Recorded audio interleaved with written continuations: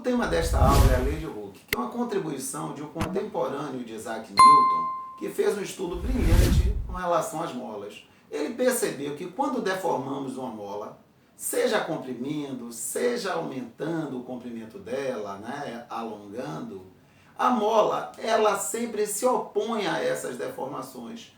E a força que a mola aplica nos corpos, se opondo a essas deformações, ela é proporcional à deformação sofrida por ela mesma. E esta informação é conhecida como lei de Hooke. Traduzindo o que eu acabei de falar. Eu tenho aqui uma mola presa a um corpo, o comprimento da mola é o comprimento natural dela, L0. Apliquei uma força neste corpo de tal forma que a mola foi deformada. O comprimento agora desta mola é L, ou seja, ela sofreu uma deformação. A mola contribui para esta deformação? Não, pelo contrário, ela se opõe. Ela vai aplicar uma força nesse corpo que nós chamamos de força elástica. E observe que ela se opõe a essa deformação. Esta força elástica, ela é proporcional à deformação. Vamos chamar de X aqui o quanto a mola se deformou, ou seja, L menos L0. E este sinal negativo aqui, Marivaldo, por que ele surge? Justamente porque a força elástica sempre está em oposição à deformação. A mola sempre está se opondo à deformação. Agora, em módulo, a gente pode escrever que essa força elástica é igual a Kx. E eu preparei um arranjo experimental para deixar mais clara essa lei de Hooke. Então, este é o arranjo experimental. Então, eu tenho massas de 30 gramas. Tenho aqui essa estrutura que possui uma mola presa aqui no haste e um suporte. Eu vou colocar massas de 30 gramas neste suporte e eu vou observar a deformação da mola através dessa régua aqui. Então vamos à comprovação da lei de Hooke. Então, inicialmente temos aqui o nosso arranjo e o ponteiro está na posição 17,1 centímetro. Não vou colocar massa nenhuma, então a indicação continua sendo a mesma, ou seja, não tem deformação. Agora vou colocar uma massinha de 30 gramas, que corresponde a colocar um peso de 0,3 newton. Então vamos ver o que acontece com esse ponteiro. Vamos ver de quanto será a deformação sofrida pela mola.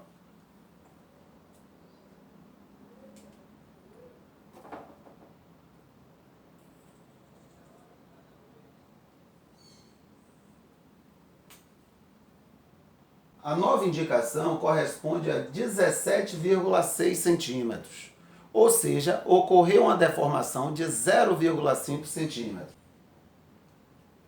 Agora vou acrescentar mais uma massinha de 30 gramas, ou seja, eu vou ter duas massas idênticas de 30 gramas, ou seja, 0,6 newton, ok? Esta é a força que eu vou aplicar agora. E vamos ver qual a nova indicação e qual a deformação sofrida por essa mola.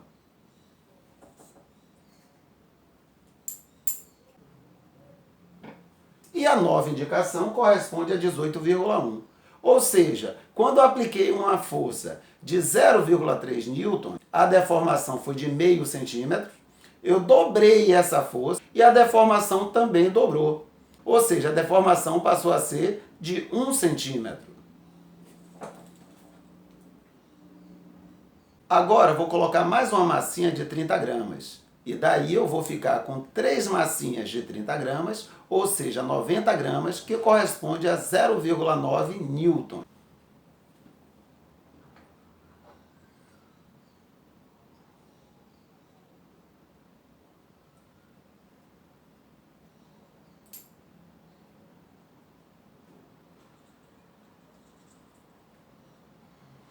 Observe que com 3 massinhas de 0,3 newton de peso, o que foi que aconteceu? A nova indicação passou a ser 18,6.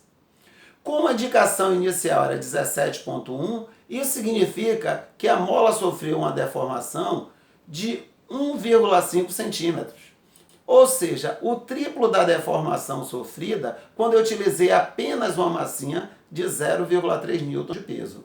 Comprovando assim a lei de Hooke. Agora, com os dados experimentais em mão, vamos fazer uma discussão um pouquinho mais ampla.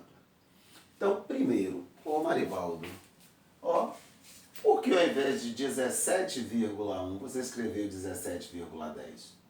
Por que ao invés de 17,6 você escreveu 17,60 centímetros? Porque sempre a gente trabalha com algarismos significativos. E só para lembrar, algarismos significativos são os algarismos corretos, mas o primeiro algarismo duvidoso. Como assim? Vamos entender isso aqui. Ó, eu tenho aqui uma barra de ferro e eu estou medindo o comprimento dela usando uma régua. Então observe o seguinte, o comprimento dessa barra de ferro está entre 2 e 3 centímetros. Então eu tenho certeza do 2 centímetros. Ok? Tenho certeza do algarismo 2. Agora, deixa eu ver aqui, 2,1, 2,2. Está entre 2,1 e 2,2. Então eu tenho certeza do 1. Então eu chamo esses dois algarismos de algarismos corretos. Por que corretos? Porque eu tenho certeza deles.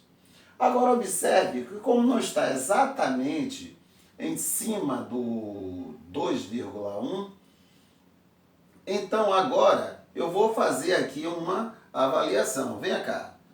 Está mais perto de quanto aqui? Então para mim está exatamente no meio, ou seja, 2,15 centímetros. Porém, alguém poderia fazer uma avaliação aqui e achar que está um pouco antes do meio, ou seja, 2,12, ou um pouco depois aqui do meio, então 2,17. Então, basicamente, onde estaria a diferença entre essas medidas? 2,12 e 2,17. Estaria justamente num algarismo que a gente não tem certeza, que é o que a gente chama de algarismo duvidoso.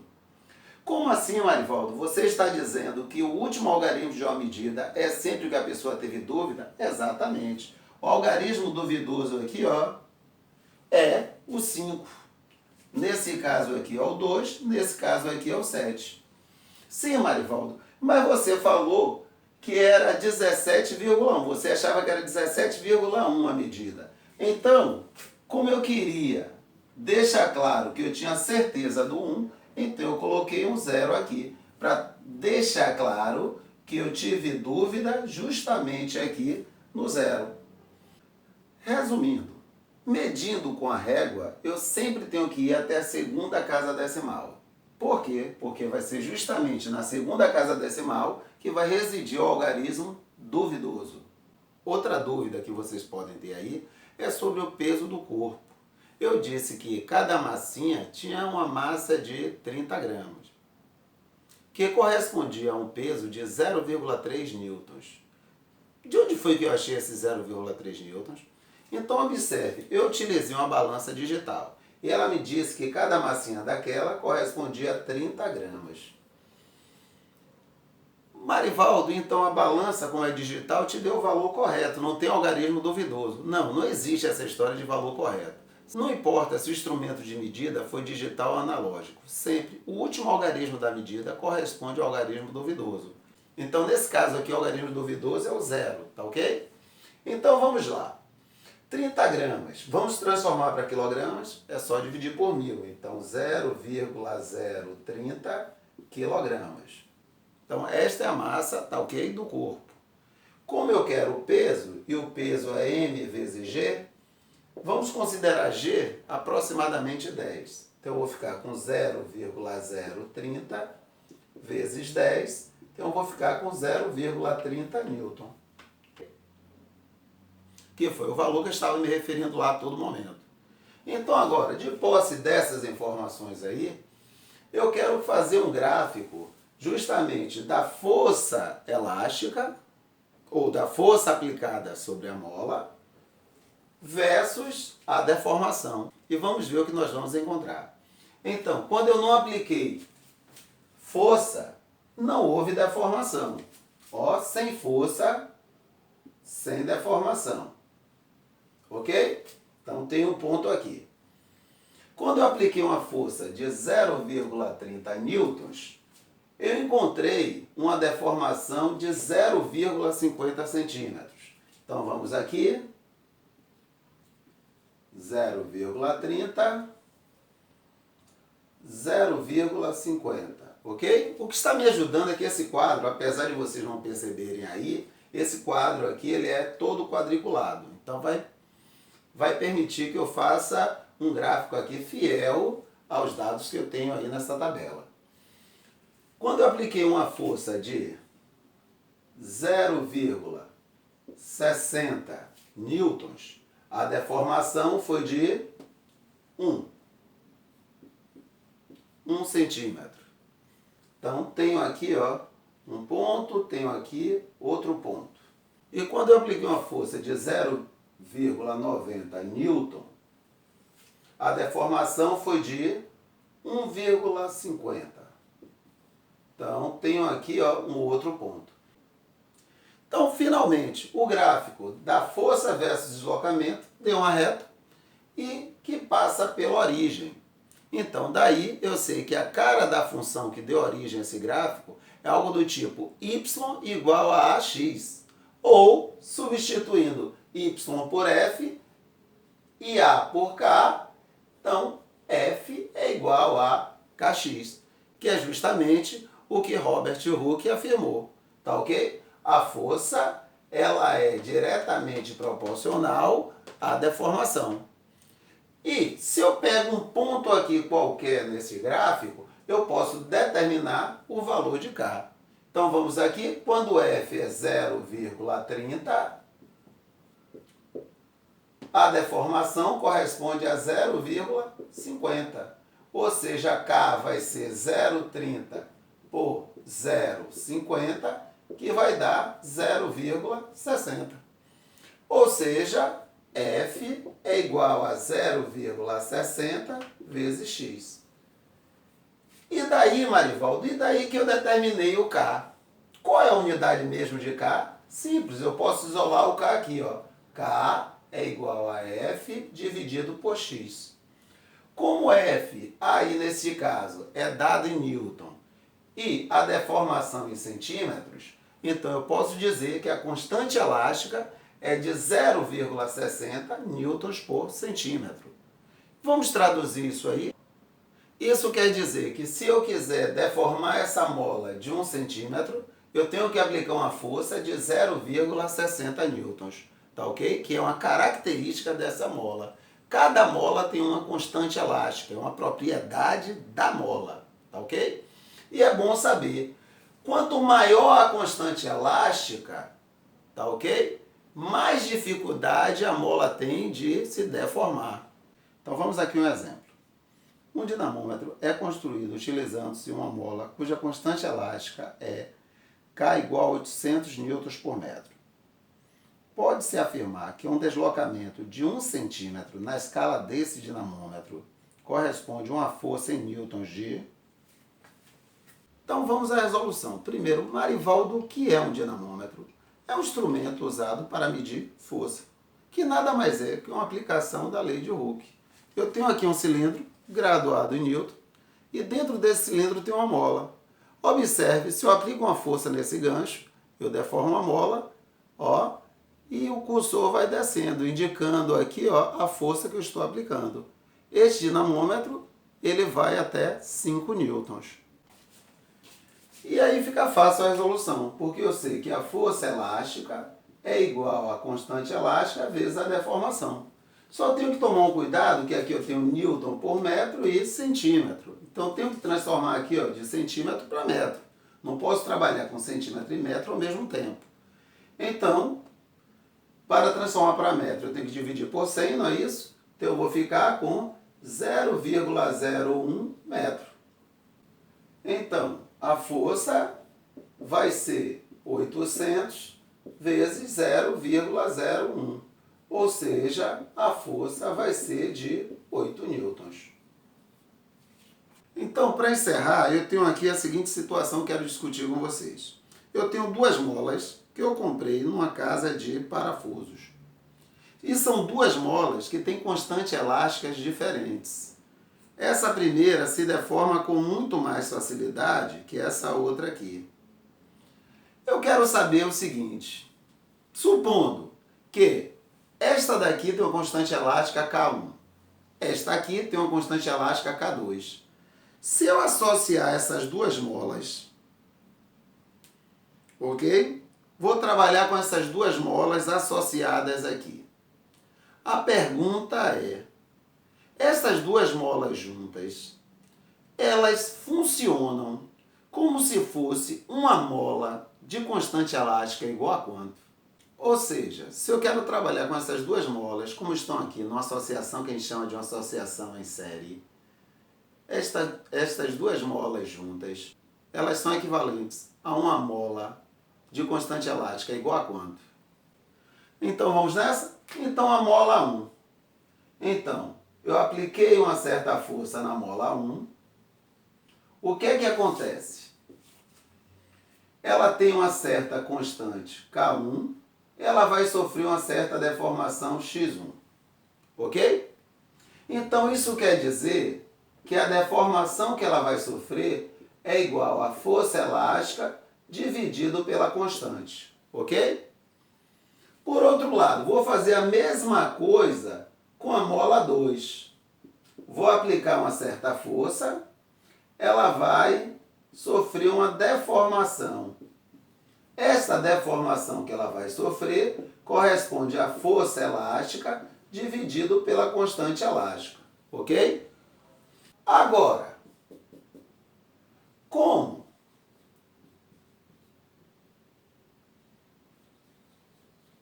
a massa dessas molas, tá ok? É muito pequena, ou seja, posso até desprezar, simplesmente a força que eu aplicar aqui, ó, ela vai ser transmitida pela mola até a parede. Ou seja, o que é que eu quero dizer? A força aplicada na mola 2 vai ser a mesma força aplicada na mola 1. Então vamos aqui. Então, quer dizer que eu tenho as duas molas associadas em série. A mola 1, a mola 2. Eu vou aplicar aqui uma força nessas duas molas. Então esse conjunto vai sofrer uma certa deformação.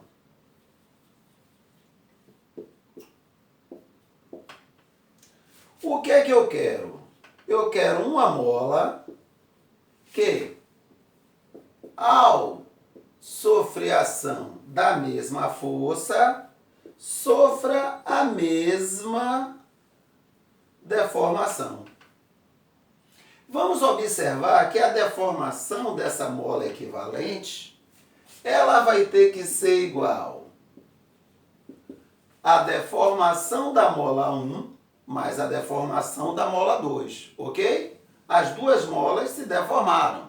Então, esta mola que vai substituir as duas, ela vai ter que sofrer com a ação, a submetida à ação da mesma força, a mesma deformação. Ou seja, a deformação da mola 1 mais a deformação da mola 2. Aplicando a mesma força, vai ter que sofrer a mesma deformação. Só que a deformação aqui do conjunto é a deformação da mola 1 mais a deformação da mola 2. Agora observe. Para essa mola equivalente, ó, a força aplicada nessa mola equivalente vai ser igual à constante elástica desta mola equivalente vezes a deformação. Ou seja, a deformação dessa mola equivalente é igual à força dividido pela constante elástica. Substituindo essas informações aqui, a deformação da mola equivalente vai ser a força elástica dividido pela constante da mola equivalente. A deformação da mola 1 vai ser a força elástica sobre a constante elástica da mola 1. A deformação da mola 2 vai ser a força elástica dividido pela constante elástica da mola 2. Ó, a força é a mesma, não é isso? Então, olha a relação que eu encontrei. 1 sobre a constante elástica da mola equivalente é igual a 1 sobre a constante elástica da mola 1 mais 1 sobre a constante elástica da mola 2. Então, esta seria a relação entre a constante elástica da mola equivalente, ou seja, da mola que substituiria as outras duas molas. Tá ok? 1 sobre a constante elástica desta mola equivalente é igual a 1 sobre a constante elástica da mola 1 mais 1 sobre a constante elástica da mola 2.